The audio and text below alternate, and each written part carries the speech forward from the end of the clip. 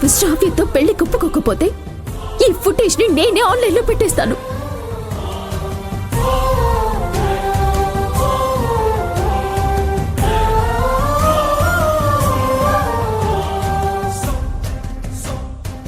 మీరు చెప్పింది ఒప్పుకుంటే జీవితాంతం నేను మిమ్మల్ని దూరం చేసుకోవాలి.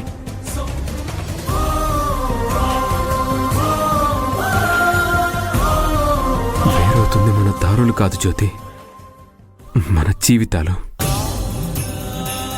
మీకిది ఎలా చెప్పాలో నాకు అర్థం కావట్లేదు. నా ప్రేమ నేను గెలిపించుకోలేకపోతున్నాను. ప్రేమ త్యాగాన్ని కోరుకుంటుంది అంటే ఏమో అనుకున్నాను, కానీ అది నిజమే అని ఇప్పుడు అర్థం అవుతుంది. బాధపడుతున్నావా అన్నా? బాధ తప్ప ఇంకేం మిగిలిందిరా?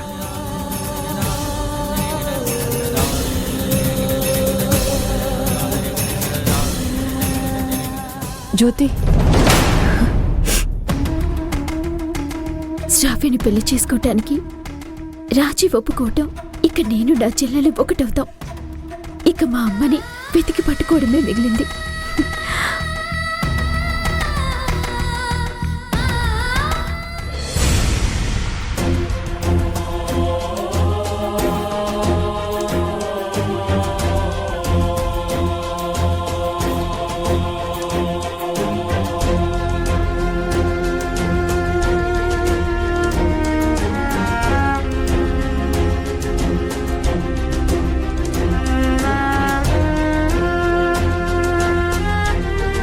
శారదా,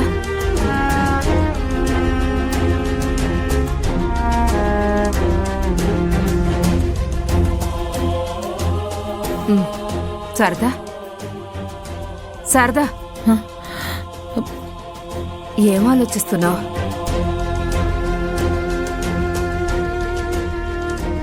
నా జీవితం గురించక్క. దేవుడు నా రాతేంటక్క ఇలా రాశాడు. ఎన్నో మలుపులు, ఎన్నో కుదుపులు, ఎండిపోని కన్నీళ్లు, ఏదో ఒక రూపంలో ఎదురవుతున్న సవాళ్లు. ఒక సమస్య దాటాను అనుకునేలోపు ఇంకో కష్టం పలకరిస్తోంది. ఆ కష్టాన్ని గట్టెక్కాను అని ఊపిరి పీల్చుకునేలోపు ఏదో ఒక గండం ఉక్కిరి బిక్కిరి చేస్తోంది. దేవుడంతే శారదా, కొంతమంది జీవితాల్ని బొమ్మల్ని చేసి ఆడుకుంటాడు. ఎక్కడున్నారో తెలియని నా పిల్లల ఆచూకీని ఇప్పటిదాకా తెలుసుకోలేకపోయాను. కాని చనిపోయాడనుకున్న నా భర్త మాత్రం ఊహించకుండా నా కళ్ల ముందే ఉన్నాడు.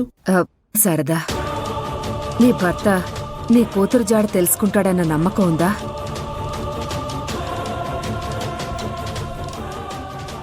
నాకైతే నమ్మకం ఉందక్కా. ఎలా శారదా?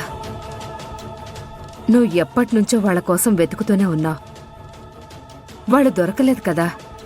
అలాంటిది ఇప్పుడు ఇలా వెతకటం మొదలుపెట్టగానే ఎలా దొరుకుతారు చెప్పు? పిల్లల్ని వెతికి తెస్తేనే ఇంట్లోంచి వెళ్ళిపోతాను అని కండిషన్ పెట్టావు.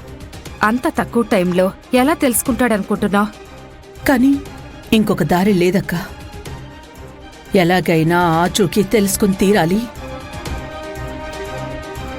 మనం మన కూతుళ్ళని వెతికే విషయంలో ఉన్న అవకాశాలు చాలా తక్కువ. అదీకాక మా వదిన మాధవి నుంచి నా ప్రాణాలు కాపాడుకోవడానికి తప్పించుకోవడమే సరిపోయింది. నేను బతుకున్నది నా కూతుళ్ళ కోసమే. ఖచ్చితంగా ఆయన వాళ్ళనెక్కడున్నారో తెలుసుకుని తీరుతాడు. ఎందుకంటే తను జీకే కాదు శివరామ అని తెలిస్తే ఆయనకే డేంజర్. ఎవరికి డేంజర్ శారదా?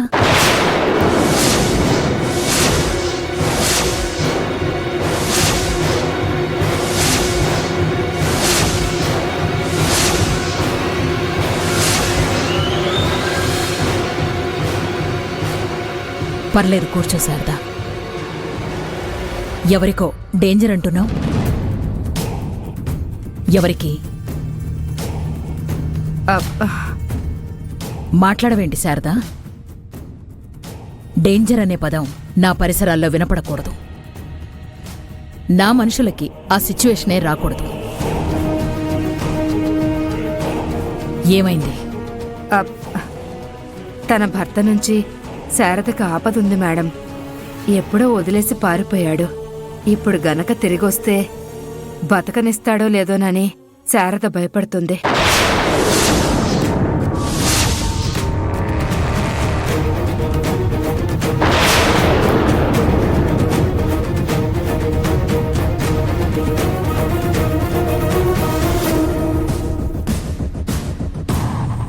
నేనుండగా నీకు భయమెందుకు శారదా? నీ భర్త తిరిగొచ్చి నిన్ను ప్రేమగా చూసుకుంటే సరే. కాదు కూడదు అని నిన్ను భయపెట్టాలనో బెదిరించాలనో చూస్తే వాడి చావు చీటీ నేను రాస్తాను.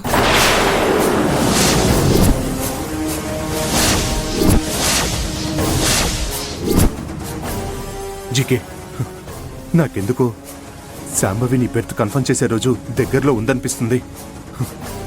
ఎందుకైనా మంచిది శాంభవి ఇచ్చే స్వీట్స్ కొన్నాళ్ళ పాటు తినకుండా ఉండు.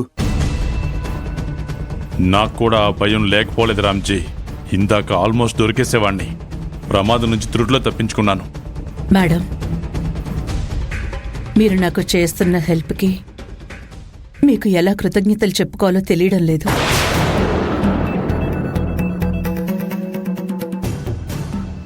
నేను మీ దగ్గర పనిచేస్తున్నాను కాబట్టి ఇలా అనొచ్చో లేదో నాకు తెలీదు. తప్పైతే మాత్రం నన్ను క్షమించండి మేడం. ఒక అక్కని చెల్లెలు చూసుకుంటున్నట్టు చూసుకుంటున్నారు.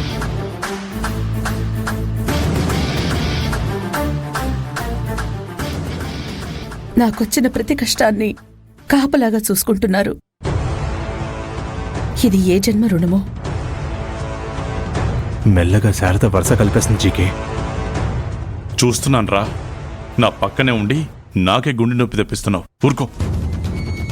శారదా, నీకు మరోసారి చెప్తున్నాను, నీకెవరైనా ప్రమాదం తలపెట్టాలని చూస్తే ఆ క్షణమే వాళ్ల చావుని వాళ్ళు ఆహ్వానించినట్టే.